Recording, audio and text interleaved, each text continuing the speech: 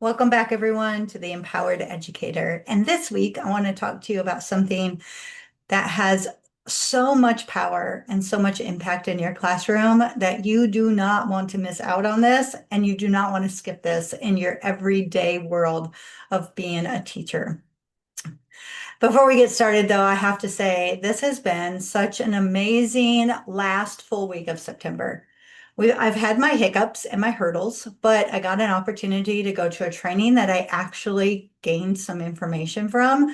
Not necessarily learned anything new, but got some things that I needed to be able to do my job better, my role better. That doesn't happen very often. So I felt very, very good about that. I also had an opportunity to sit down with teachers and start beginning of the year conversations.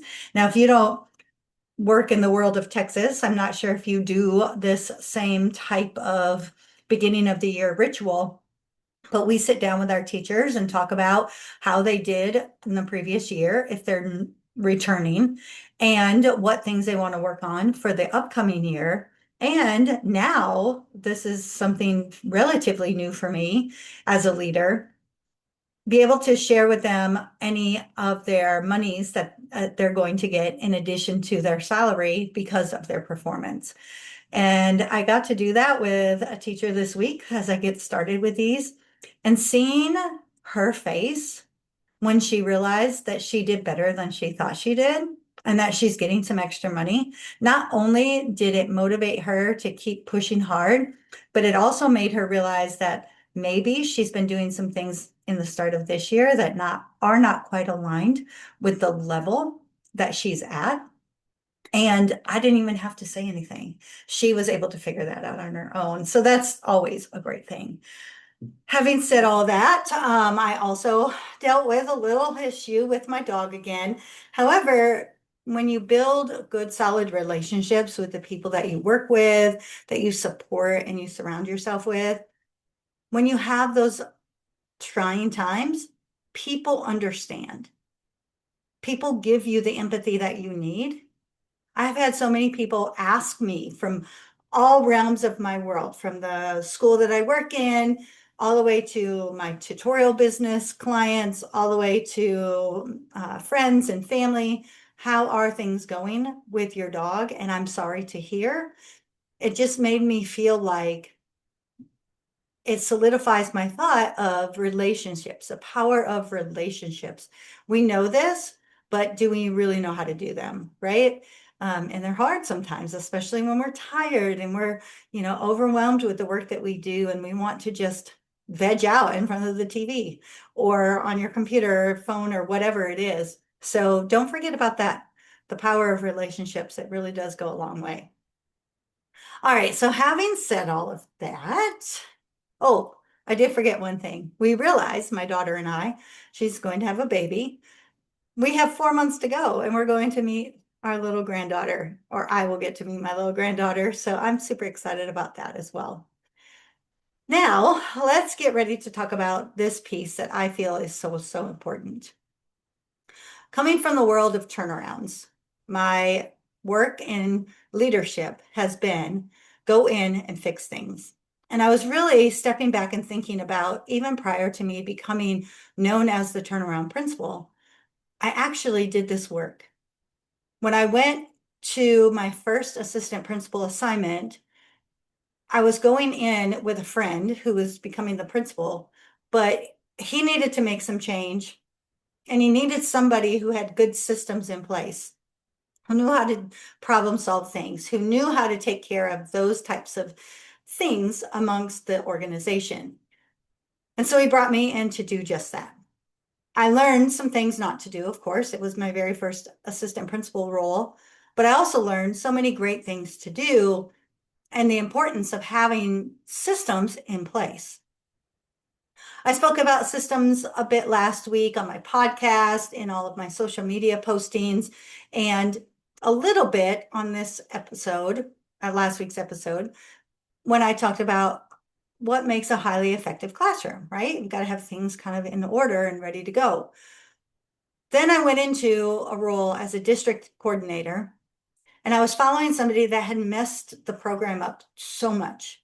I was part of building the program from the ground up, stepped away for that first assistant principal position, only to come back and see that everything was messed up and we had to rebuild everything. I did that for a year, got everything back on track, and then that's when I went back into campus administration. All of these years that I did all of these things, I learned the importance of monitoring. We can put all kinds of things in place, right? Whether it is your systems, like your classroom management or your procedures for how you collect work from students, et cetera, et cetera. And if you happen to be a school leader listening to this, it's all of the systems that you put in place for your entire campus, right? We can put all of these things in place, but if we don't monitor their effectiveness, how do we know they're working? Like, I know people who have sat down and they said, okay, this is my classroom management procedures, communicate them out to families, to students, actually live them and put them in place, but they weren't taking care of the problems and they didn't monitor them. So they didn't realize that was where the problem was lying and things were falling apart and they didn't know how to fix it. And this happens not just in management types of things where you're talking about the systems, processes, and procedures, but it can happen in your instructional practices as well. About a month ago, I come to the table with my leadership team currently, and we all take turns bringing a problem of practice. And one thing I've noticed this year is the same type of thing is happening. We're working really hard to continue to improve, and we made a big improvement last year. We only need to make a small improvement to get to the top. But that small improvement, as I've shared before, can be very challenging. And it's because we want to keep doing what we did the year prior and expect a different kind of result, and it's not going to happen. I did notice when I first came to the campus last year that we had teachers that were actually really doing a nice job of monitoring for compliance. They were ensuring that students were turning in their work. They were ensuring that students were participating in the conversation. They were ensuring that their students were finishing their assessments. All of these things that give you a checklist, so to speak. But knowing that we need to change a little bit and improve some things moving forward, I noticed that although we're monitoring for compliance, we weren't necessarily monitoring for engagement. And as I talk to other school leaders, as I talk to teachers all over the world, I hear that this is a continual problem, that we're going in and checking off the list, but we're not necessarily looking for quality. So let's talk about this a little bit. How many times have you said, for example, my students need to complete this worksheet? Or it might be online now, but the same type of essence, right? This instructional task. And for this task, I want them to do A, B, C, and D. And you set the criteria that they need and you communicate it, right? You tell students, I'm going to use a reading, writing task, for example. Your class is reading a chapter of a book. There is an open-ended question at the end that asks the students to, we're working on characterization and tone and how this affects plot right now in some of our classes. So we'll use that as the example, how the characters' feelings and actions in this chapter has affected what's going to happen next, the plot of the story. We're expecting that our students are going to write 2 to 3 paragraphs, that they're going to have an opening thesis statement, that it is going to match what the question is asking, right? And I know that sounds silly, but those of us who know. And they need to be able to cite 2 pieces of evidence from the chapter and why that is the explanation for their thesis statement. And they have to wrap it up with at least a 1-sentence conclusion. If we give all of the students that criteria, We've done the modeling, we've done the teaching. And then we release the students to actually do the work. And we look around the room while students are working. We might even walk around the room while students are working.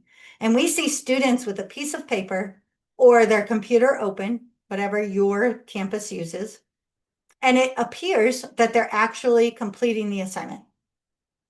They are typing or they are writing. So we go back to our desk, our station, whatever you do in your classroom, and we start to, maybe we catch up on some grading, or maybe we're looking at what we're going to do with our next class, or maybe we're putting in discipline data, whatever it is. We're trying to complete some tasks because students clearly have gotten started, and it appears that they're doing what they're supposed to be doing. Fast forward to the end of the work session and you collect the work.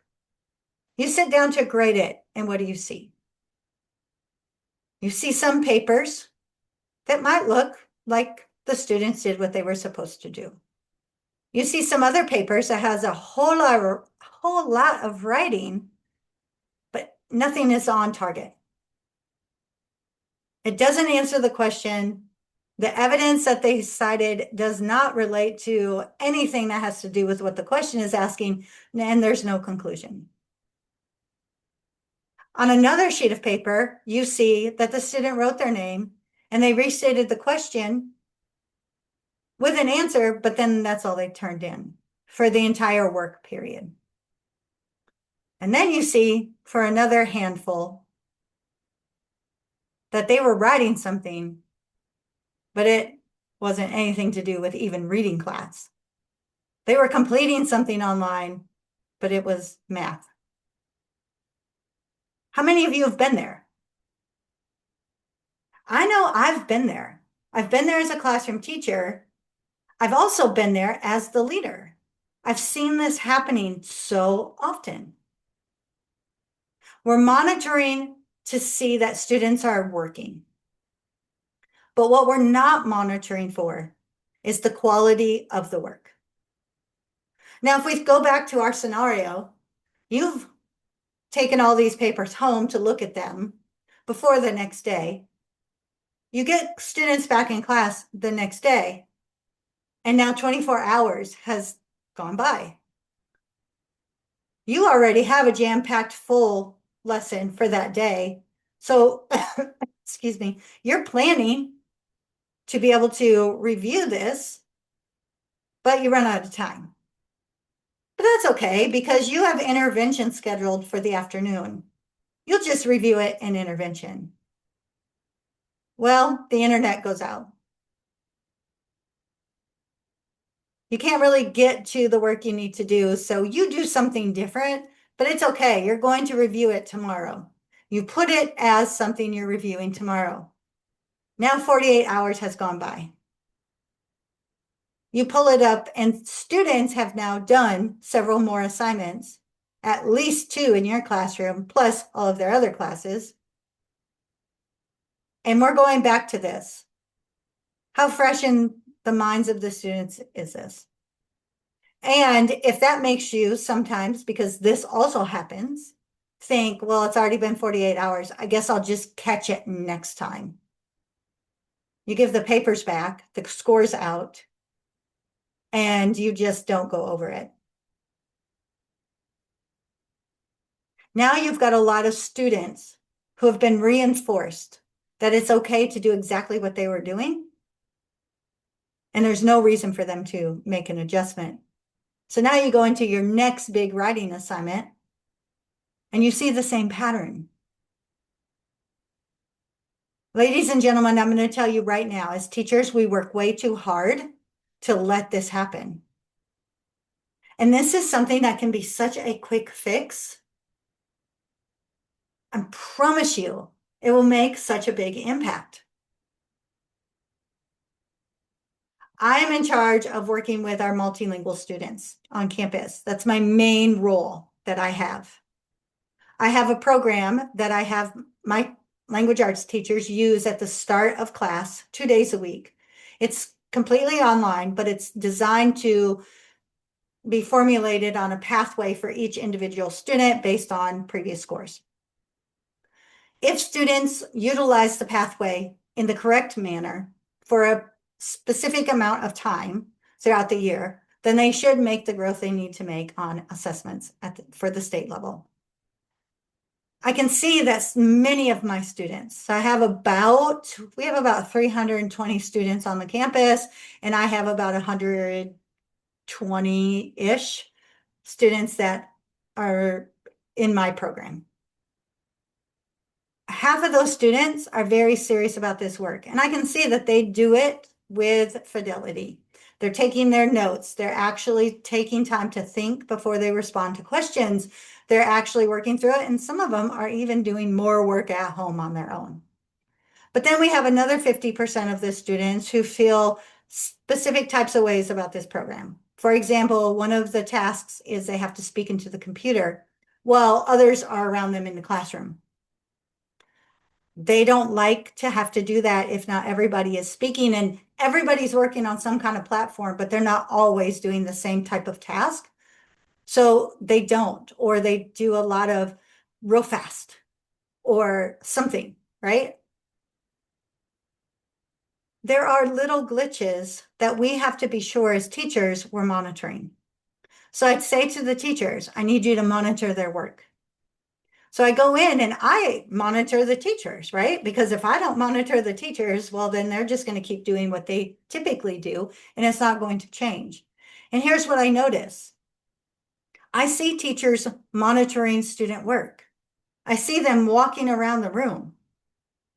What I don't see are any pieces of evidence that would show that they're actually looking for quality of work. We're not stopping and asking questions. We're not taking the time to look at the notes the student might be putting on their paper. We're not stopping as we hear a student actually take the task of speaking and then providing feedback. We work on this for almost 30 minutes, 2 times a week. So for half of my students sitting in these classrooms that are not as motivated to be intrinsically encouraged to do the best, they're wasting 60 minutes of their time every week. And if we think about that by the number of weeks in the year, that's a whole lot of time that's being wasted. So I came back to my team and I said, let's talk about this. How do we get our teachers to be able to start looking or understanding how to look for quality, not just compliance? I went to the teachers and I asked them, how could we set this up so for the best level of success for both you and the students and still be able to look for quality, not just compliance? Here's my suggestion, and this is what we ended up doing.